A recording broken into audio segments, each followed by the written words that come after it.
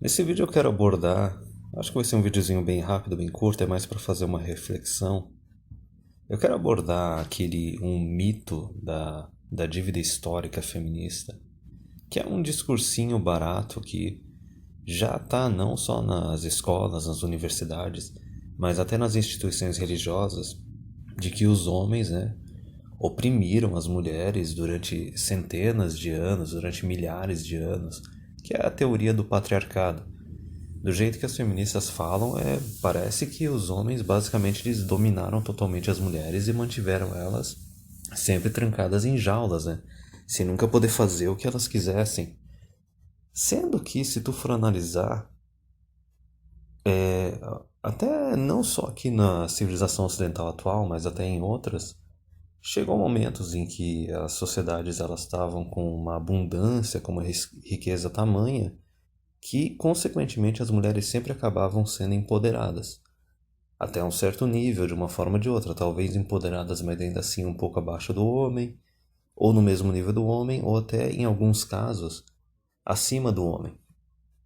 E tem aquele quote, aquela imagem clássica já conhecida da Camille Paglia, que ela fala, né, que os homens eles se sacrificaram pelas mulheres e pelos filhos, pelas famílias, durante séculos, durante milênios, só que tu nunca escuta isso na retórica feminista. Mas enfim, já deu a introduzida aí do vídeo. Agora vamos entender um pouquinho da onde que vem essa ideia de que, oh meu Deus, se as mulheres não tiverem empoderamento, os homens vão simplesmente controlar elas e abusar elas, sendo que historicamente isso não aconteceu. E esse tipo de retórica, esse argumento, ele é utilizado nas instituições de ensino, na política, na hora de propor e discutir leis, e até mesmo se tu for ver na vida pessoal, tem muita mulher que, por que que elas, em alguns casos até, querem de tudo quanto é jeito ser carreirista, né? Não querem nem ser aquela complementarista que ela vai colocar a casa, o marido e os filhos em primeiro lugar, e talvez ela vai ter um emprego, mas vai deixar em segundo plano, certo? Só que tu vê cada vez menos dessas mulheres, por mais que agora na quinta onda feminista estejam surgindo algumas, né? Dando uma de camaleão, porque elas querem subsídio ali do homem para poder se empoderar. Mas enfim, essas mulheres não só da geração atual, mas dos últimos aí 50 anos, elas não querem abrir mão de jeito nenhum da carreira e dos estudos delas, porque elas acham que se elas não tiverem como se manter e tiverem que depender só do marido, o marido vai automaticamente abusar dela, certo? E em muitos casos até elas preferem depender do Estado do que depender de um marido, de um companheiro, que é o cara que ama ela, né? É o cara que escolheu ela, ele escolheu o cara. Mas enfim, novamente, é o mesmo argumento, é o argumento de que se a mulher não tiver a mesma quantidade de poder que o homem, ou mais poder que o homem, né? Se o homem tiver acima e tiver mais poder que a mulher, ele automaticamente vai abusar dela. Ele automaticamente vai escravizar todas as mulheres, o que a gente vê que historicamente não aconteceu. E agora, por que que as mulheres elas pensam dessa forma? E ou também por que que é tão fácil de disseminar para elas esse discurso e fazer com que elas absorvam esse discurso? Porque basicamente a dinâmica que ocorre nesse caso é a seguinte: é meio que um reflexo. As mulheres refletem nos homens o que elas acham que os homens iriam fazer. Só que na verdade é o que elas iriam fazer. Eu vou explicar um pouquinho. Essa questão do igualitarianismo, por que que tem tanto homem que é extremamente frustrado com mulher atualmente e não aceita a Red Pill de jeito nenhum? Porque o cara é filho do feminismo, foi criado aí depois da segunda onda feminista, tomou a papinha do igualitarianismo até não dar mais, até ter overdose, e daí o homem, ao invés de olhar para a mulher como ela realmente é e analisar o comportamento dela e se adaptar de acordo, ele tem aquela imagem do igualitarianismo que não, a mulher é tão capaz quanto o homem, ela é tão responsável quanto o homem, e eu vou ter com ela um relacionamento de igual para igual. Ele se frustra porque a mulher não consegue satisfazer essa expectativa idealizada que ele tem. A mulher se frustra porque ela, no final das contas, ela quer um companheiro que esteja acima dela de quem ela possa se tornar dependente, mesmo que seja dependente parcial. A mulher, ela quer um cara acima dela que torne a vida dela um pouco mais fácil, mais confortável. Então veja bem, aí é o homem achando que a mulher está no mesmo nível que ele, porque é o homem da geração atual, né, filho do feminismo, que está refletindo essa imagem na mulher, sendo que a mulher não é bem assim. E agora vamos rebobinar. Por que que as mulheres elas têm essa ideia de que se o homem tiver mais poder do que elas, ele automaticamente vai começar a oprimir todas as mulheres? Novamente, vendo que historicamente isso não aconteceu. Ah, as mulheres não tinham os mesmos poderes e os mesmos direitos que os homens, porém elas eram e sempre foram uma classe protegida, certo? Mesmo que elas não tivessem direitos políticos, elas tinham privilégios, elas tinham proteções. Mas vamos lá.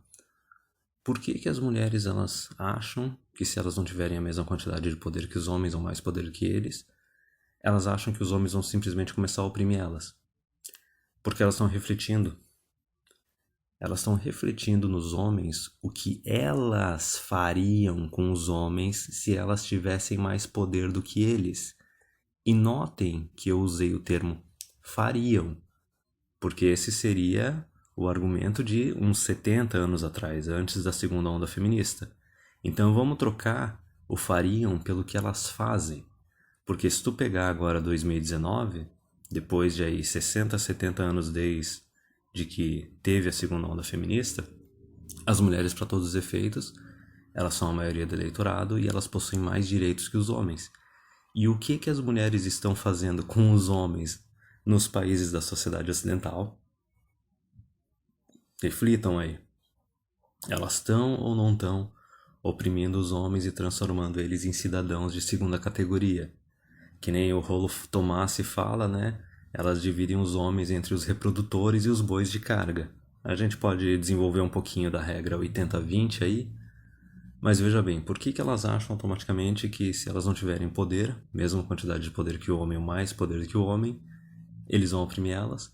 Porque isso é o que elas fariam, e é isso que elas acabam fazendo quando elas são empoderadas.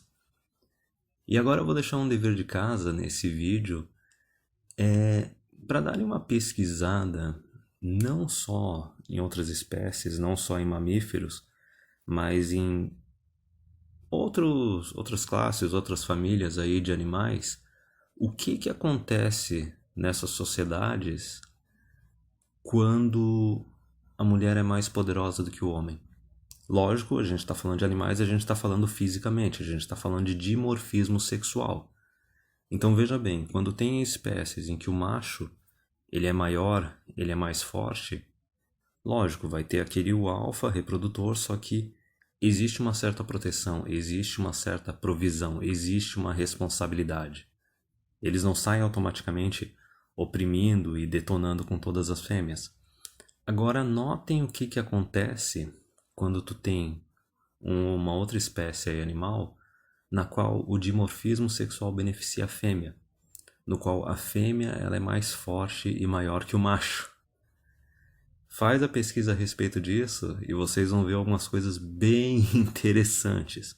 Vai pegar um pouco ali dos bonobos, que seriam uma classe, uma espécie na qual o macho e a fêmea têm o mesmo tamanho, a mesma força, e as fêmeas dominam os machos, chegando até a castrar alguns na infância quando elas acham que eles dão muita dor de cabeça. Vamos pegar, por exemplo, a sociedade das hienas também, como é que é. E pega até a dos insetos. Se vocês começarem a pesquisar dos insetos, quando for ver as situações na qual o dimorfismo sexual, a fêmea é maior e mais forte que o macho, aí é que vocês vão ver descartabilidade masculina extrema. Então, concluindo o vídeo, por que que é tão fácil de disseminar esse discurso de que se os homens tiverem poder, eles vão oprimir e dominar e abusar as mulheres? E por que que as mulheres absorvem esse discurso tão facilmente? E ele é utilizado para manipular religiões, é utilizado para manipular política, é utilizado para manipular a cultura. Por quê? Porque as mulheres elas estão refletindo nos homens o que elas fariam, o que elas fazem com os homens quando elas chegam no mesmo nível de poder do que eles, ou num nível de poder acima até do que eles. Eu não vou lembrar qual é o cara, lá da Roma, de 2000 anos atrás. Eu acho que é Cato the Elder, né? Cato o Ancião, que tem uma citação bem famosa que ele... Eu não vou lembrar exatamente ela, mas de forma resumida era meio que o seguinte, que se tu acha que elevar a mulher ao mesmo nível que o homem, empoderar ela, vai tornar a vida do homem mais fácil, muito pelo contrário. O que ele falava era que se tu tornar a mulher no mesmo nível que o homem ou acima do homem, aí mesmo é que a mulherada vai se tornar insuportável. E isso remete ao tema que a gente já discutiu algumas vezes aqui no canal, das mulheres tóxicas.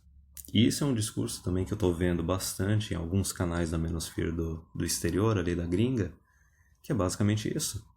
Quanto mais tu empodera as mulheres, elas se tornam mais ariscas e elas se tornam mais infelizes. O negócio é realmente um paradoxo.